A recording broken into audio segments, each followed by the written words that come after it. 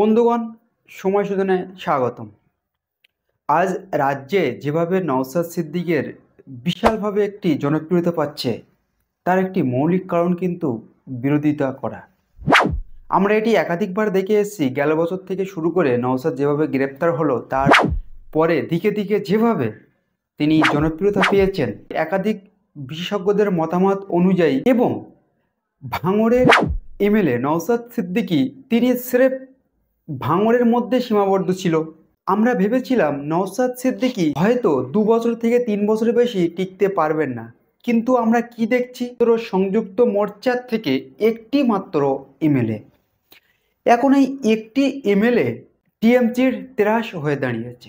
যেভাবে জনপ্রিয়তা পাচ্ছে দিনের পর দিন, নওশাদ সিদ্দিকী 2024 সালে অভিষেকের এগেনস্টে দাঁড়াতে চায়। দাঁড়াবার জন্য একাধিক সভাও করেছেন ইতিপূর্বে ডায়মন্ডে। এই নওশাদ সিদ্দিকী সে কি শুধু ফুরফুরার মধ্যে বা ভাঙড়ের মধ্যে তার সীমাবদ্ধ? আসুন আমরা এ বিষয়ে একটু বিস্তারিত জেনে আসি। আমরা যখন রাজনীতির সমীকরণের কথা বলি, তখন নওশাদ সিদ্দিকীর নাম বিশালভাবে উঠে আসে। স্বাভাবিক অবস্থায় আমরা যেটি ভেবেছিলাম, যে দলটি 2021 সালে 21শে জানুয়ারি আবির্ভাব ঘটেছে, আমরা যেটি ভেবেছিলাম 2-3 বছরের মধ্যে দলটি পুরো নিরাশ হয়ে যাবে এবং এই আইএসএফ বলে কোনো দলই থাকবে না। কিন্তু আমরা কি দেখছি, আরও বেশি পরিমাণ আগিয়ে গেছে এবং মজবুত হয়ে দাঁড়িয়ে গেছে। এছাড়া নওশাদ সিদ্দিকের সঙ্গে এখন অনেকেই কাজ করছেন। বিভিন্ন জাতের মানুষ আইএসএফ এর মধ্যে আছে। ভোটের সময় সে মুখ্যমন্ত্রী হোক, এমএলএ হোক, কখনো মন্দির মসজিদ গুরুদুয়ারের মধ্যে ঢুকে যাচ্ছে। এই নওশাদ সে কিন্তু কোনোদিন দেখেছেন কি কোনো একটি জায়গায় সভা করছেন, মন্দিরে গেছেন, কোনো একটি জায়গায় সভা করলেন, মসজিদ থেকে নামাজ পড়ে বার হয়ে দোয়া দিচ্ছেন? এটি কিন্তু মুখে শুধু বললেই হয় না যে ধর্মনিরপেক্ষ মতবাদ নিয়ে আমরা রাজনীতি করতে চাই। এটি কিন্তু স্রেফ মুখের কথা, যেটি আমরা দেখছি আর রাজনীতির যে দলগুলো করছে। যেভাবে নওশাদ সিদ্দিকের বিশালভাবে পপুলারিটি বাড়ছে, এতে করে কিন্তু 2024 সালে যদি অভিষেকের এগেনস্টে দাঁড়ায় এবং নওশাদ যদি জিতেও যায়, এতে করে আমরা কিন্তু অবাক হব না। তার কারণ হচ্ছে, যে জিততে পারবে না এর কোনো অসম্ভব কিছুই দেখছি না। এবারে চলে যাব 2024 সালে নওশাদ সিদ্দিকী 21শে জানুয়ারি যে কর্মসূচিটি রেখেছেন। আইএসএফ প্রতিষ্ঠা হয়েছিল 2021 সালে 21শে জানুয়ারি। এখন এই 21 সালে 21শে জানুয়ারি কেন্দ্র করে নওশাদ সিদ্দিকী একটি কর্মসূচি রেখেছেন। এটি দাবি করেছিলেন যে ভিক্টোরিয়ার সামনে আমরা কর্মসূচিটি করব। তা অবশ্যই হাইকোর্ট রায় দিয়েছিল নওশাদের পক্ষে, তবে 1 ডজন শর্ত দিয়েছিল। যেমন 12 থেকে 15খানার বেশি গাড়ি রাখা যাবে না এবং 1000 থেকে 5000-এর মধ্যে মানুষের সমাগম রাখতে হবে। এছাড়া উস্কানিমূলক কোনো বক্তব্য রাখা যাবে না এবং কোনো কিছু অশান্তি উচ্ছৃঙ্খলা হলে দায়ভার নিতে হবে। এছাড়া মঞ্চ বেশি বড় করা যাবে না এবং টাইম সীমাও বেঁধে দিয়েছিলেন খুবই অল্প সময়। এর বিপরীতে বাংলার শাসক দল তিনি চেয়েছিলেন ভিক্টোরিয়া না করে নেতাজি ইন্দোরে করতে পারে, এমন তারা চেয়েছিল। অবশ্যই সেটিই হলো, হাইকোর্ট এটি রায় দিল। এবারে প্রশ্ন একটি থেকে যাবে স্বাভাবিক অবস্থায়, সেটা হচ্ছে যদি শাসক দল করতে পারে ওইখানে, তাহলে আইএসএফ কেন পারবে না বা অন্য অন্য রাজনীতি কেন পারবে না? টিএমসি করছে।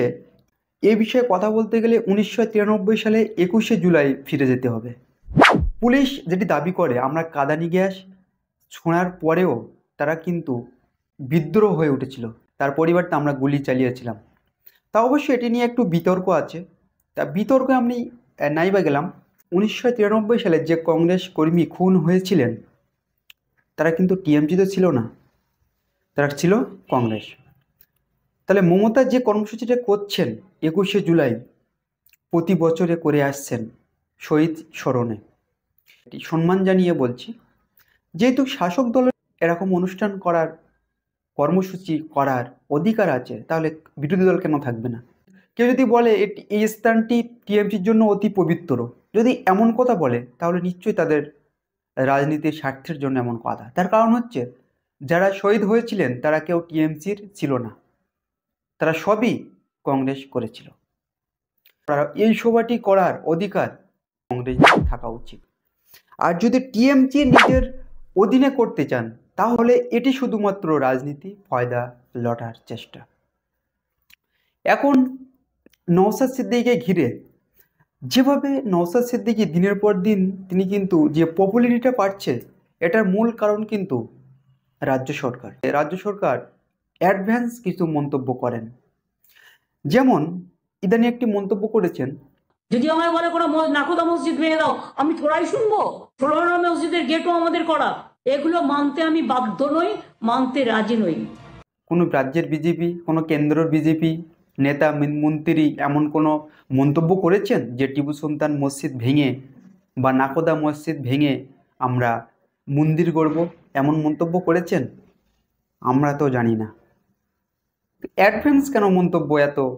আপনি হয়তো বলবেন যে মমতার একটি ভোট কৌশলীর দরকার, যেটি 2021 সালে ছিল পিকে। মনে রাখবেন, যে রাজ্যের মুখ্যমন্ত্রীকে নিয়ন্ত্রণ করার জন্য একটি মানুষের প্রয়োজন হয়, একটি বুদ্ধি নিয়োগদাতার প্রয়োজন হয়, তাহলে খেয়াল রাখবেন সেই রাজ্যের মানুষের রসাতলে যাওয়ার সম্ভাবনা বেশি। সেই উলঙ্গ রাজার গল্পের মতো হবে, সেই পর্যায়ে নিয়ে যাচ্ছেন। তো আজ এখানেই।